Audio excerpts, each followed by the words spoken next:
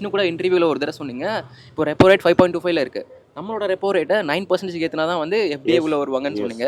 But நான் ஒரு பேங்க்ல தான் ஒர்க் பண்ணிட்டு இருக்கேன். பட் நான் வந்து இன்ட்ரெஸ்ட் கட்டுறதுக்கு பீப்பிள் எவ்வளோ கஷ்டப்படுறாங்கன்னு நேரில் பார்க்குறேன். இப்போ நீங்கள் 9% ரெப்போ ரேட் வீடு வாங்க சொன்னாங்க. நான் வீடு வாங்க இல்லை சார், வீடு மட்டும் இல்லை சார், எம்எஸ்எம்இ லோன்ஸ்லாம் இருக்கு இல்லையா? யார் ஓட்டு போட சொன்னாங்க? தப்பாக ஓட்டு போட்டால் நம்ம தான் அனுபவிக்கணும்.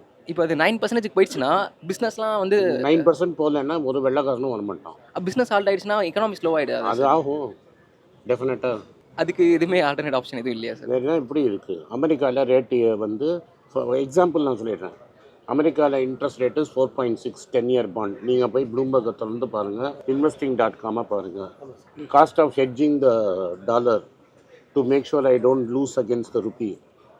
So that is 3.5. 4.6 plus 3.5 is 8.1. So to bring India to பணத்தை கொண்டு வரணும்னா எனக்கு 8.1 காஸ்ட்டு. 1% கூட லாபம் இல்லாமல் நான் இந்தியா காசு எடுத்துன்னு வரணும். Correct sir. கரெக்டாக இல்லையா? கரெக்ட் எடுத்துன்னு வருவியா? வர மாட்டேன் சார். அப்புறம் அவன் மட்டும் எப்படி எடுத்துன்னு வருவான்?